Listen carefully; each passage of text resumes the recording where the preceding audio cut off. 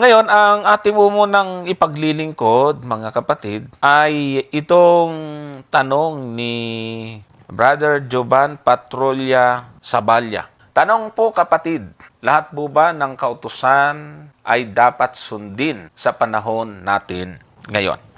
Yan, maganda ho itong kanyang tanong at marami po kasi ang nalilito, mga kapatid. Actually, hindi ho nila maintindihan para sa ibang samahan, para sa ating mga kaibay sa pananampalataya, ay napakahirap intindihin ang Seventh Adventist sa kanila sapagkat tinuturo po natin na dapat ay sundin natin ang mga kautusan. At meron nga po tayong itinuturong kautusan na sundin na ito'y naiutos doon sa lumang tipan. Kaya minsan ay nakakarinig tayo ng mga tanong na, ba't hindi kayo naghahandog ng hayop? So, ibig sabihin ay, pagka ganun po ang ating naririnig, ang ibig mo sabihin ay hindi po katulad natin ang pag-aaral nila sa buong Biblia. Alam nyo, mga giliw na taga-subaybay, katulad nga po natin ng sinasabi noon, meron pong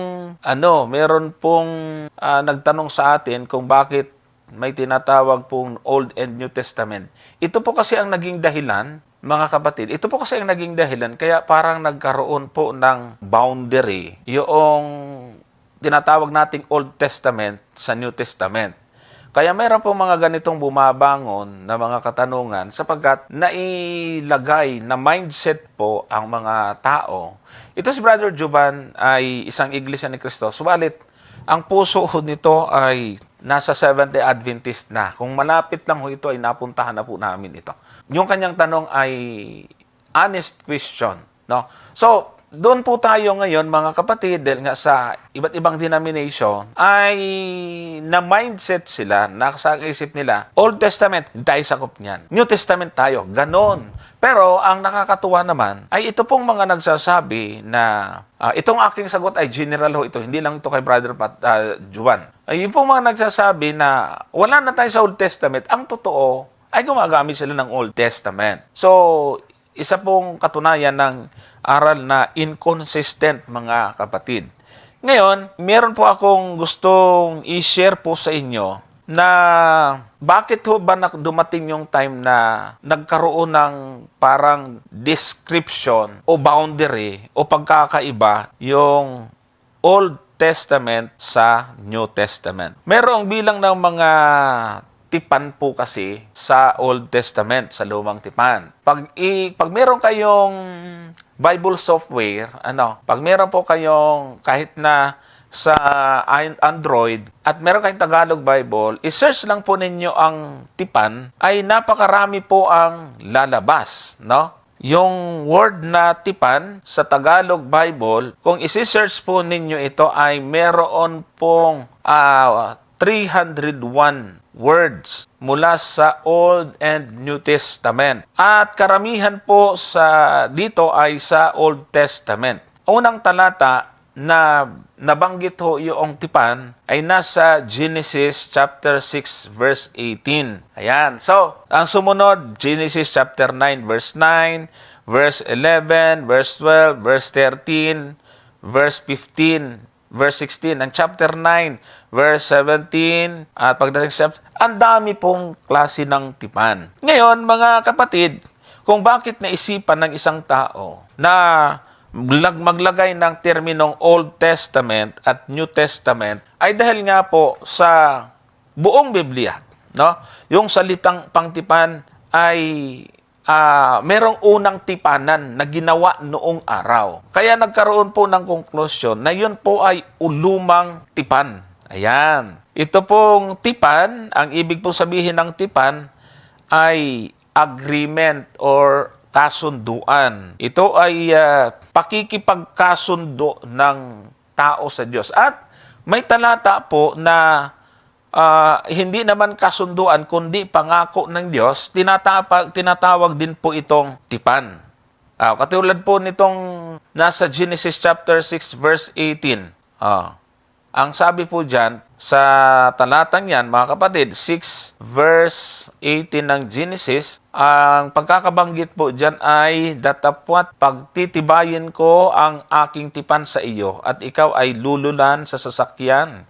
Ikaw at ang iyong mga anak na lalaki at ang iyong asawa at ang mga asawa ng iyong mga anak na kasama mo. Ayan. So, bagaman sinabi ho natin na ito ay isang agreement, pero dito makikita po natin na ito pong salita ng Diyos kay Noe na sinasabing pagtitibayin ko ang aking tipan sa iyo, ito po ay nangangahulugan ng pangako ng Diyos kay Noe. Kailangan lang siyang sumunod sa utos na sasakay siya doon sa sasakyan. Siyempre, pagka nandoon na, ay hindi siya pababayaan o hindi siya ipapahamak ng Panginoon. Ayan po. So, ito po yung tinatawag na the covenant God made with Noah. Tapos, doon sa 17 verse 4, ito na yan naman yung covenant or tipan niya kay Abraham. Genesis 17:4, tungkol sa akin, narito ang aking tipan ay sumasa iyo at ikaw ang magiging ama ng maraming bansa. So makikita po ninyo dito, tipan din yung sinabi, pero ito po ay pangako ng Diyos kay Abraham. Ganon din po sa Exodus 34:27, ito naman yung kanyang sinabi kay Moises. 34 verse 27, at sinabi ng Panginoon kay Moises, isulat mo ang mga salitang ito sapagkat ayon sa tunog ng mga salitang ito ay nakikipagtipan ako sa Israel. So maraming bisis na nakipagtipan ang Diyos kung kani-kaninong tao noon. So kung titingnan natin, doon nagkaroon ng idea yung tao, nung mga tao, yung nag-divide ng Old and New Testament, kaya binuo niya yung salitang Old Testament or lumang tipan. Ano? So, yung salitang lumang tipan, mga kapatid, kung titingnan natin sa buong Biblia, yung salitang lumang tipan, sa Tagalog lumang tipan ay wala hong talata na nagsasabi na eksaktong word na lumang tipan. Manapa ay yung unang tipan, pwede yung ganon. Katulad nito. Yan, yung unang tipan ay mababasa natin hindi sa Old Testament, kundi sa New Testament, sa Hebreo, Kapitulo 9, talatang 1 at talatang 15. So, yung Old Testament, wala. Kaya nga, pag sinabi mong ang Old Testament is yung Genesis hanggang Malakyas, anong talata? Di ba wala?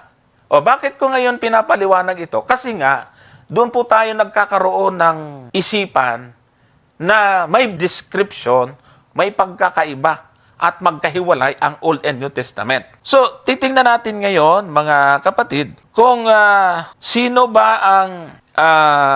tao ang responsable, bakit ito ay tinatawag na nagkaroon po ng tawag o katawagan na Old and New Testament.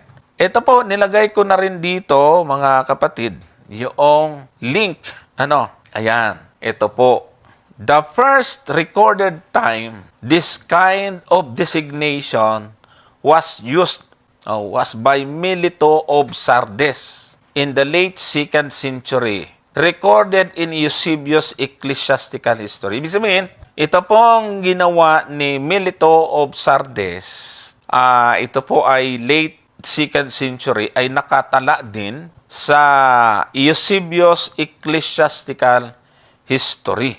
Ayan. So, available din po yan online. Yan, nakikita po ninyo. So, ibig sabihin, hindi ho talaga siya biblical term na ang lumang tipan ay tumutukoy sa mga aklat na Genesis hanggang Malakyas. Wala pong ganon. Pag may sinabing unang tipan sa Biblia, hindi ho aklat ang tinutukoy. At pag sinabing bagong tipan, hindi rin po mga aklat ng Mateo hanggang Apokalipsis ang tinutukoy na bagong tipan sa mga talata ng Biblia. Kaya pagka naalaman natin ito, bakit ho natin bibigyan ng pagkakaiba? Na parang ginagyan natin ng boundary.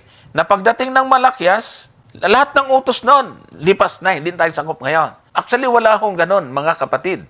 Sa pag-aaral na po ng mga dalubhasa sa kasulatan, may isang tao na nag-comment doon sa record na ito na ginawa ni Milito of Sardes. Ayan, ito rin po yung tinatawag pong link niya. At sabi nga dito sa kanyang comment doon, bakit nilagyan ng ganon ni Milito of Sardes? Sabi niya, now a question about these designations. Recently, I had a conversation with a theological-minded friend who objected the calling the Hebrew Scriptures the Old Testament. His concern seemed to be that using the appellation implicitly conveys a sense that the Hebrew Scripture were not relevant to the Christian church. Ayon. Issues of nomenclature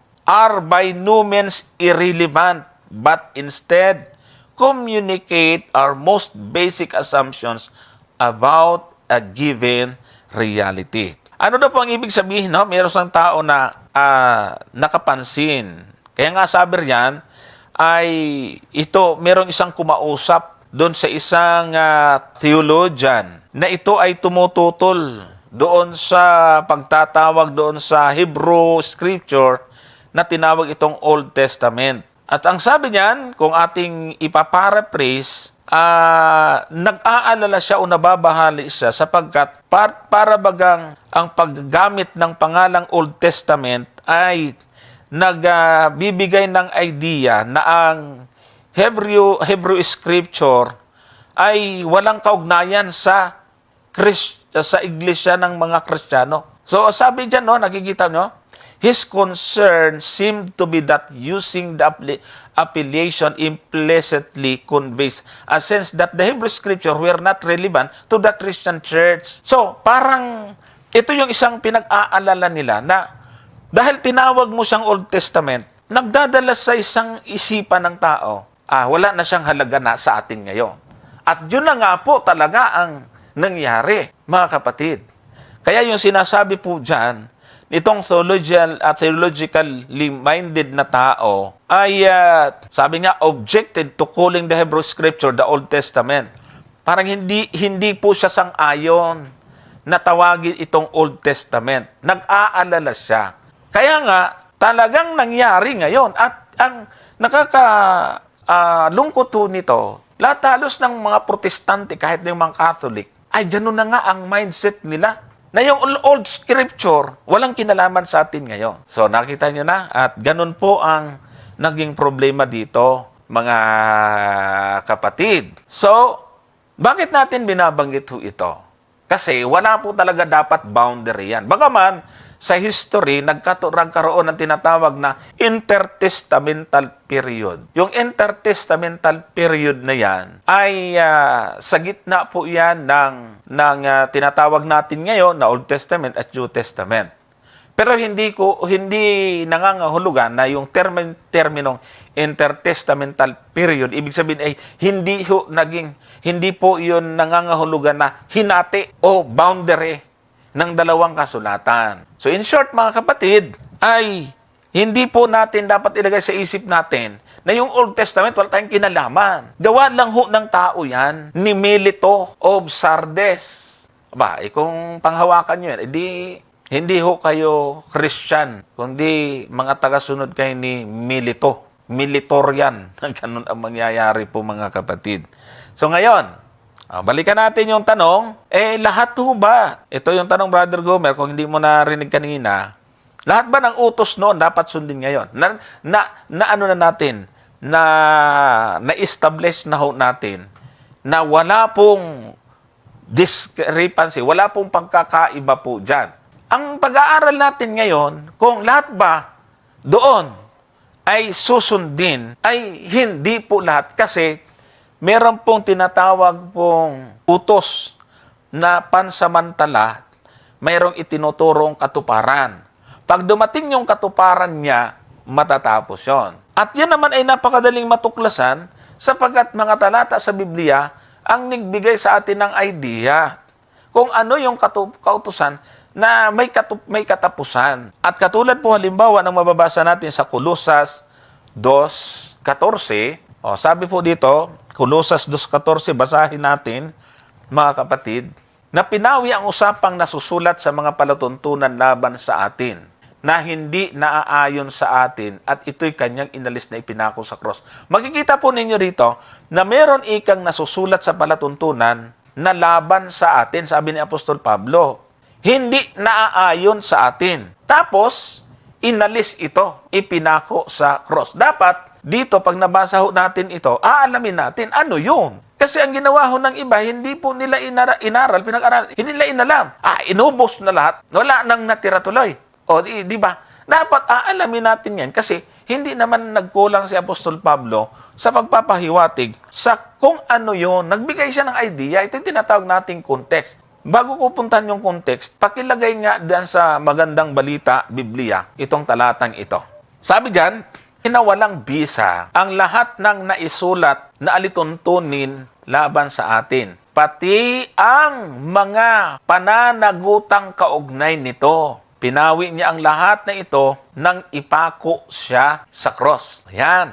So, ibig sabihin, pinawi niya ito, inalis ng Panginoon or nawalang ng bisa yon nang ipako ang ating Panginoon sa cross. Subukan natin yung salita ng Diyos. Meron ba dyan? ASNB, tingnan mo. Kasi may hinahanap akong salita pagkakautang May pananagutan dapat tayo sa Diyos dahil hindi natin natupad ang kautusan. Pero inalis ito ng Diyos sa pamagitan ng pagkapako ni Kristo. Kaya hindi na tayo parurusahan. So, ano po? Ito, napaganda ano po yung parusa na pag nagkakasala yung tao? Nagkakasala yung tao, mga kapatid, ay may parusa, may sumpa. Kaya ang ating Panginoon, ipinako sa cross kasi yun ang naging katubusan. Ngayon, paano nangyari ito? Balik na natin doon sa lumang Biblia. Ito yung standard na ginagamit natin. Punta tayo doon sa verse 16. Sabi diyan, sino man nga huwag humatol sa inyo tungkol sa pagkain o sa pag-inom o tungkol sa kapistahan o bagong buwan o araw ng Sabat. Ang Seventh Adventist, mga kapatid, ay malalim ang pag-aaral tungkol dito sa Old Testament. Kaya pag binasa ho itong mga bagay na ito, alam na po namin kung ano yung tinutukoy. Pag binanggit niya yung tungkol sa pag-inom, kapistahan, bagong buwan, o araw ng Sabat. Kapag kayong Sabat ay iniugnay doon sa kapistahan, ito po ay hindi yung weekly Sabbath. At pag binanggit yung bagong buwan, at nakadugtong yung Sabat, hindi ho ito yung weekly. So, ibig sabihin, ito pong Sabat na ito ay ang mismong tumutukoy doon sa tinatawag po nilang mga pista. Feast. Kaya nga may binabanggit po rito pagkain at pag-inom. Ang nakakatuwa dito, Brother Gomer, ay minsan ginagamit ito para tuligsain. Wala nang bawal nga. Yan hindi na nila inintindi yung pag-inom. Kapag kami nagturo at gumamit nito na wala nang bawal na pagkain, hindi wala na rin bawal na inumin, pwede na rin maglasing, pati mga pastor, ganon. So, hindi. Kaya nga, kung ibabalik natin yung verse 14, may nakalimutan lang ako ipunto rito. Sa verse 14, yung sinasabi pong usapang nasusulat sa palatuntunan, ang Greek word po niyan ay kerograpon.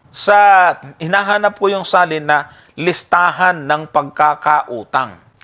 Yung listahan ng utang, yung palatuntunan, kasi pag nagkakasala yung tao, maghahandog ng hayop, at yung dugo ng hayop ay ipinapahid doon sa kortina ng templo na nakapagitan sa kabanal-banalang dako at sa banal na dako. So, ibig sabihin, yung bahid noon, yung tala ng mga pagkakasala ng tao doon sa templo ay inalis ni Kristo. Pag may nagkasala, wala nang paghahandog kasi yung kamatayan ni Kristo ang nagsilbing pinakahuling handog sa kasalanan. Kaya nga doon sa verse 17, kung idudugtong natin yon, ay naroon na po yung sinasabing anino ng mga bagay na magsisadating, ngunit ang katawan ay kay Kristo. Bakit? Sabi doon sa verse 14, inalis, ipinako sa cross. In short, Yung pong mga utos sa Old Testament na hindi na po natin sinusunod ngayon, ito yung tinupad or natupad sa ating Panginoon. At wala pong iba yan, kundi yung mga paghahandog, yung pong pagkatubos ng ating Panginoon sa kasalanan ng tao. Yung pong paghahandog ng mga hayop. Kaya nagkakaroon ng problema dito pag hindi po pinag-aralan yung tinatawag na type at antitype. Kaya ang tanong ni Brother Jovan, lahat ba? Hindi po lahat. Yung pong mga utos na ang tutupad ay si Kristo ay hindi na. At ang mga utos na yon na hindi natin kayang angkinin, na kaya natin tuparin kundi si Kristo lang, ay yung maghandog ng kanyang sarili bilang katubusan sa kasalanan natin. Kasi siya yung kumakatawan doon sa hayop, siya rin yung kumakatawan doon sa saserdote. So doon po tayo pinatawad ng ating Panginoon. Kaya itong tanong na to, ngayon ko lang nabasa ito. So, kabisado din na po natin kasi i-explain itong mga ito. Sapagat doktrina po natin yan. Pero sa iba, sasabihin na naman dyan ng mga magko-comment, sinungaling ka, amikan. Hindi kayo makaintindi. Sasabihin naman yung mga EDD dyan mamaya. Brother Gomer. Ayan, sound check. Okay na. Ayan, magandang gabi po sa inyong lahat, mga kapatid. Anyway, Brother Johnson, actually, naipaliwanag mo naman na sa kabuuan yung mga kautusan. Kasi nga, ang tanong dito ay lahat po ba? Kapag ka sinabi mong lahat, tapos ang babasahin natin ay yung mga nakasulat lahat sa Exodo, Levitico, ay talagang magkakaroon po ito ng pagkakamali, Brother Johnson. No? Kasi una sa lahat, dito sa Levitico, ay makikita nyo po dito na may mga kautusan na may kinalaman po sa pagkapari. Okay? Yun. So may kinalaman sa, mayroong kaugnayan sa sanctuary. Marami pong kautusan dito na maraming kaugnayan sa sanctuary. Halimbawa, yung mga seremonyal na paglilinis. Bakit kailangan na malinis? Halimbawa, yung babaeng nanganak, ay mayroon silang ritual na ginagawa para matawag na malinis. So bakit may mga ganong utos dito sa Levitico? O halimbawa, yung babaeng naagasan o yung babaeng mayroong monthly period, ay may mga batas lahat yan, Brother Johnson At may mga utos lahat yan. Ngayon ang tanong, bakit may mga utos na ganito? Kung inyo pong babasahin yan at pag-aaralan, ay may connection po yan lahat sa sanctuary, Brother Johnson. Kaya nga, ang sabi dito sa Hebrews, pakinggan po ninyo ang isang talata na ito para at least ma-distinguish po natin ano ba yung kautusan na may hangganan o mayroon tinatawag na katuparan. Sa Hebrews, ang talata ay 1, ang sabi po ay ganito. Sabi niyan, sapagkat ang kautusan na may isang anino ng mabubuting bagay na darating. So dito po ay maliwanag na may specification itong kautusan na tinutukoy, no? Mayroon palang kautusan, Brother Johnson, na mayroong isang anino. So ito yung dapat nating makita po rito. So sa Old Testament, may mga kautusan pala na mayroong anino o mayroong siyang inaaninuhan. Okay? Ang sabi diyan, hindi ang tunay na larawan ng mga bagay kailan pa man ay di maaaring magpasakdal sa mga nagsisilapit sa pamamagitan ng mga hain na laging inihahandog taon-taon. So makikita niyo po dito sa talatang ito at atin pong mapapansin, Brother Johnson, na yung palang kautusan na mayroong anino ay may koneksyon doon sa mga paghahandog. So, may kinalaman po yan sa sanctuary. Ngayon, kung babasahin po natin yung 8, bago natin balikan itong gist, tingnan natin yung chapter 8. Sa kapitulo 8, ang talata ay 1, tingnan po ninyo ito Kasi ganito ang sabi dyan. Ang kinauuwian nga ng mga bagay na aming sinasabi ay ito. Sabi ni Apostol Pablo, meron tayong isang dakilang saserdote na nakaupo sa kanan ng luklukan ng karangalan sa mga langit. So dito makikita natin, sa Old Testament ay mayroon pong mga saserdote doon, yung mga Levita. Sa mga Israelita. Kaya lang, nung dumating ang ating Panginoon, ang sabi ni Apostol Pablo dito is, meron tayong isang dakilang saserdote. Ito yung ating Panginoong Jesucristo. Ngayon, saan naglilingkod ito? Kasi yung mga Levita, naglilingkod po sila doon sa sanctuary, sa lupa. Basahin natin yung verse 2. Sabi diyan, ministro sa sanctuaryo at sa tunay na tabernakulo na itinayo ng Panginoon, hindi ng tao. So ito yung maliwanag, Kaya nga sa Seventh-day Adventist, hindi po tayo nako-confuse sa bagay na ito. Bakit? Kasi nga, alam po natin na sang-ayon sa banal na kasulatan ay meron po tayong sanctuaryo sa langit. Ang sabi dito, itong sanctuaryo na ito, itinayo ng Panginoon, hindi ng tao. Ay yung sanctuaryo sa lupa, itinayo ni Moises eh. Yung unang tabernakulo, itinayo ni Moises, ito yung temporary. And then nagtayo si Haring Solomon ng ng templo. Okay? Na yun naman yung kinubkob ng Babylonia. And then sa verse 3, ang sabi diyan, sapagkat ang bawat dakilang saserdote ay inilagay upang maghandog ng mga kaloob at ng mga hain naman. So yung mga saserdote nun, talagang meron silang inihandog na kaloob. Tapos sabi niya, sa ganito'y kinakailangan din namang siya'y magkaroon ng anumang ihahandog. Verse 4, kung siya nga'y nasa lupa, ay hindi siya saserdote sa anumang paraan. Palibas ay mayroon nang nagsisipaghandog ng mga kaloob ayon sa kautusan. So makikita po ninyo rito yung contrast.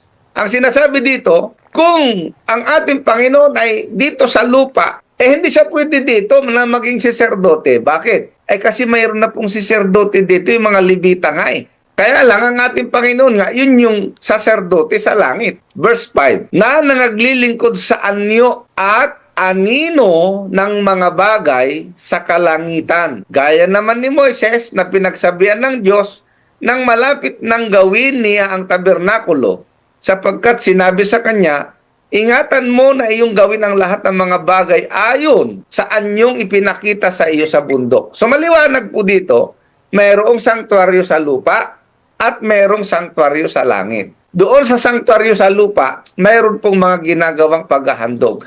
Lahat ng mga paglilinis, kung ano-anong ritual ng paglilinis, Brother Johnson, ito po ay connected diyan sa sanktuaryo sa lupa. Yan po yung dapat nating maintindihan. Kaya nga, noong ang sanktuaryo sa lupa ay nawala na at ito ay pinalitan na ng ministeryo ng ating Panginoon sa sanktuaryo sa langit. Kaya nga, ito yung tinatawag na mga kautusan na mayroong anino. Yan. So lahat po ng mga paghahandog na yan, lahat ng mga sari-saring mga paglilinis na ginagawa nila, kalimbawa yung babae na nanganak, kung lalaki ay ganito yung gagawin, kung babae ay ganito yung gagawin, ay mga kautusan po lahat yan eh. Pero yan po ay hindi na applicable sa atin ngayon. Bakit? Wala na po yung sanktuaryo sa lupa. Okay? At yung mga kautusan na yan, ang sabi sa Hebreo, tingnan po ninyo sa Hebreo 9. Hebreo 9, ang talata po ay Gis. Pansinin po natin yung Hebreo 9 Gis. Yan po ang sabi dito. Palibas ay palatuntunan lamang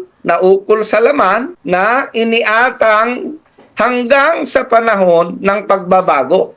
Gaya ng Gaya ng mga pagkain, mga inumin at sari-saring paglilinis. So ito po yun mga kapatid. Kaya kapag nagbasa tayo ng kautusan, ang mga Seventh-day Adventist, hindi po tayo nakukonfuse. Ano yung mga kautusan na dapat sundin at ano yung mga kautusan na ito ay natapos na sapagkat ang mga kautusan nito, ito yung mga kautusan na mayroong inaaninuhan. Na ang sabi dyan sa verse 11, ang sabi dito, tuloy natin, ngunit pagdating ni Kristo na dakilang saserdote ng mga mabubuting bagay na darating sa pamamagitan ng lalong malaki at lalong sakdal na tabernakulo na hindi gawa ng mga kamay sa makatuwid bagay hindi sa paglalang na ito. So ito yung katuparan, no? Ito yung katapusan ng mga paghahandog na ginagawa. Ang ibig sabihin, yung mga paglilingkod do sa sanktuaryo sa lupa noong unang tipan, yun po ay natapos ng ang ating Panginoong Jesucristo ay dumating na at inihandog na yung kanyang sarili. Bilang siya po talaga yung handog. Kasi nga, ang sabi ng ating Panginoon, kung babasahin natin yung Gis kanina, balikan po natin yung Gis, Kapitulo 10, talatang 1, tapos ituloy po natin. Ang mga kautusan, sabi niya, sapagkat ang kautusan na may isang anino ng mabubuting bagay na darating Ano ba yung mabubuting bagay na darating? Ito po yung pagdating ng Panginoon eh. Ang inaaninuhan niyan ay yung mga ginagawa nilang paghahandog noon. Hindi ang tunay na larawan ng mga bagay, kailan pa man, ay di maaaring magpasakdal sa mga nagsisilapit sa pamamagitan ng mga hain na laging inihahandog sa taon-taon. Verse 2, sa ibang paraan ay hindi kaya baga nagsipaglikat sila ng paghahandog, sapagkat ang mga nagsisisamba, yamang nalinis na minsan ay hindi na sana nagkaroon pa ng budhi sa mga kasalanan. So dito ay pinapatunayan ni Apostol Pablo na yung mga ginagawa nilang paghahandog talaga ay wala talaga siyang, kumbaga wala siyang kwenta. Ibig sabihin talagang anino lamang siya. Ano nga ba naman ang anino? Hindi ba? Siyempre, anino lang siya. Kaya nga, ang sabi ni Apostol Pablo sa talatang 3, sabi dito, ngunit sa mga haing iyon, ginagawa ang pag-aalaala sa mga kasalanan taon-taon. Ibig sabihin, yun palang mga paghahandog na ginagawa nila, ayun ay bilang pag-alaala lamang sa mga kasalanan. So, nandun talaga yung kasalanan, Brother Johnson, hindi nakakapag-alis kasi ng kasalanan. Verse 4, tingnan po ninyo, sapagkat di maaari na ang dugo ng mga baka at ng mga kambing ay makapag-alis ng mga kasalanan. So maliwanag, wala talagang magagawa yung anino. Yan ang dapat nating makita dyan. At ito po ay nakahula na sa Old Testament din, Brother Johnson. Ito yung dapat nating maintindihan na yung mga paghahandog na ginagawa ay talagang nakahula na ito ay matatapos. Bakit? Tingnan po ninyo yung quotation na ginamit ni Apostol Pablo dito sa talatang 5. Ang sabi niya sa talatang 5, tingnan po ninyo, verse 5, kaya't pagpasok niya sa sanglibutan. Sino po yon? Ang ating Panginoon. Ang sabi diyan, pagpasok niya sa sanglibutan ay sinasabi, hain at handog ay hindi mo ibig. O napansin niyo po yan mga kapatid. Yung hain at handog sabi niya ay hindi mo ibig. So ngayon, anong ibig sabihin nito? Saan kinot ito? Ngunit isang katawan ang sa akin ay inihanda mo.